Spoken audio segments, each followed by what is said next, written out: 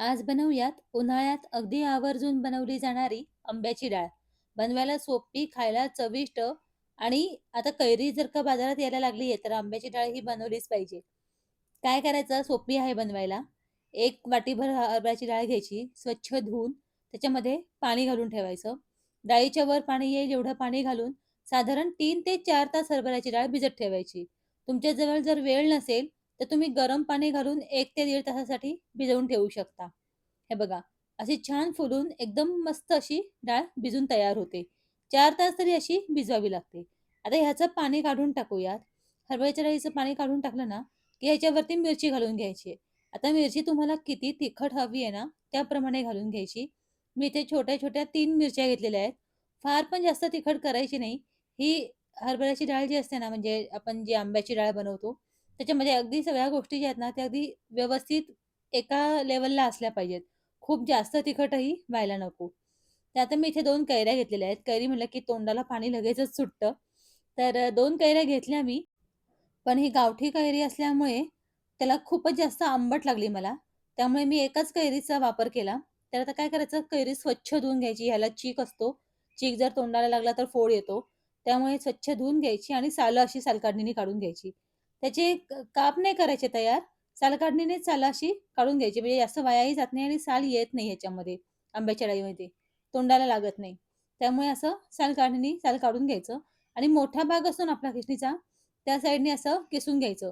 किसून घेतलं की काय होतं, कैरी अशी कडक राहत नाही. त्यामुळे व्यवस्थित अशी सगळ्या बाजूने ती किसून घ्यायची. कैरी थोडीशी माझी कोवळी होती, त्यामुळे अशी बाट निघाली बघा ह्याच्यातून. नाहीतर कैरीचे जी आपली कोय निघते ना, कोय बाजूला काढून टाकायची आणि मग ती कैरी जी उरलेली आहे, ती पण किसून घ्यायची. कैरी मला इथे एकच पुरली, कारण की ही प्रचंड आंबट आहे कैरी. त्यामुळे जर का तुम्ही तोतापुरी कैरी वापरलीत ना, तर साधारण 2 कैऱ्या लागतील. कारण की तोतापुरी कैरी जी असते ना, ती फार आंबट नसते. त्यामुळे कैरीच्या आंबटपणावर डिपेंड आहे. तुम्हाला अंदाज घ्यावा लागेल, की आपल्याला किती कैरी ह्याच्यामध्ये घालायची आहे. आता आपण ह्याच्यावरती मिरच्या घालून ठेवल्यात. ही किसलेली कैरी पण ह्याच्यावरती घालायची आणि ह्या डाळीमध्ये ही मिक्स करायची. आता तुमच्याजवळ जर पाटा वरवंटा असेल ना, तर खूप उत्तम. म्हणजे तुम्हाला जर जमत असेल, तर पाटा वरवंट्यावरती ही केलेली डाळ खूप भारी लागते. पण आता माझ्याजवळ पाटा वरवंटा नाहीये, त्यामुळे मी मिक्सरमधून काढणार आहे. पण मिक्सरमधून काढताना सुद्धा मी तुम्हाला इथे एक ट्रिक सांगते. डाळ आपली मिक्सरमध्ये घ्यायची. छोटं भांडं असतं ना, त्याच्यामध्ये घ्यायची डाळ. कारण की छोट्या भांड्यामध्ये ती व्यवस्थित जाडसर अशी आपली दळली जाते. म्हणजे बारीक होते आणि ह्याच्यामध्ये जरा देखील आपल्याला पाणी घालायचं नाहीये. पाणी घातलत ना, तर त्याची पेस्ट तयार होणार. आता मिक्सरवरती बारीक करताना मिक्सर बंद, चालू, बंद, चालू असं करायचं. कॉन्स्टंट बंद, चालू करायचा. जेणेकरून काय होतं, डाळ परफेक्ट बारीक होते आणि त्याची पेस्ट तयार होत नाही. एकदम खूप जास्त बारीक पण करायची नाहीये ना आपल्याला. हे बघा, अशी दळदळीत करायची आपल्याला डाळ तयार. म्हणजे ती खूप सुंदर लागते अशा पद्धतीने केलीत तर. आता अशी दळदळीत डाळ तयार करून घेतली ना, की ती एका बाउलमध्ये काढून घ्यायची.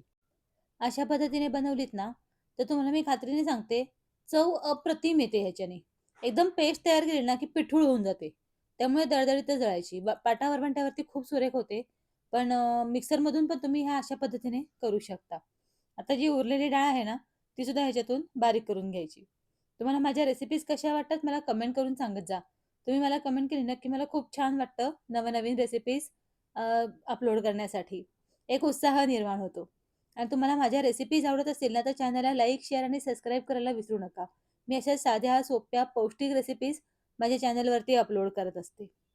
आता ही डाळ सुद्धा उरलेली सुद्धा मिक्सरमधून सेम तशीच बारीक करून घेतली.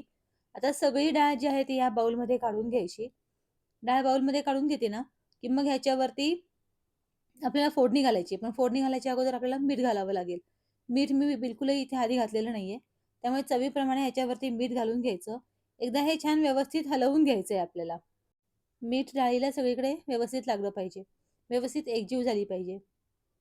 आता हे छान व्यवस्थित हे झालं ना, एकजीव झालं ना, की काय करायचं साधारण 4 ते 5 मोठे चमचे ना, तेल एकदम कडकडीत गरम करायचं फोडणीच्या कढईमध्ये. जसं मी हे असं केलंय ना, अशा पद्धतीने. मग ह्याच्यामध्ये 1 चमचाभर मोहरी घालायची, अर्धा चमचा हळद घालायची आणि अर्धा चमचा हिंग घालायचं आणि ही फोडणी ह्याच्यावरती घालायची. अप्रतिम अशी चव येते डाळीला. खूप सुंदर अशी चव येते. तेल थोडंसं जास्त लागतं. 4 मोठे चमचे असतील हे आणि मग हे जे तेल आहे ना, ह्याच्यात ते गरम-गरमच घालून घ्यायचं आणि मग ही डाळ जी आहे ती एकदम मिक्स करून घ्यायची. आता काही जणांना कोथिंबीर आवडते ह्याच्यामध्ये घातलेली आणि काही जणांना कोथिंबीर नाही घातलेली आवडत. तर मी ह्याच्यामध्ये कोथिंबीर घालत नाही. कारण की डाळ आणि कैरीचा जो स्वाद आहे ना, तो परफेक्ट येतो ह्याच्यामध्ये. त्यामुळे मी कोथिंबीर नाही घालत. पण तुम्हाला जर कोथिंबीर आवडत असेल ना, तर तुम्ही बारीक चिरून ह्याच्यामध्ये कोथिंबीरही घातलीत ना, तरीसुद्धा खूप छान लागते.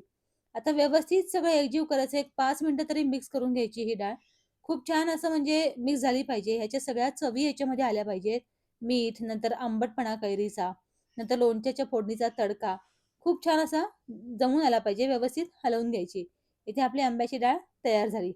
तुम्ही खायला म्हणालात ना, तर तोंडात घातल्या घातल्याच इतकं भारी वाटतं. एकदा नक्की ट्राय करा. बाय.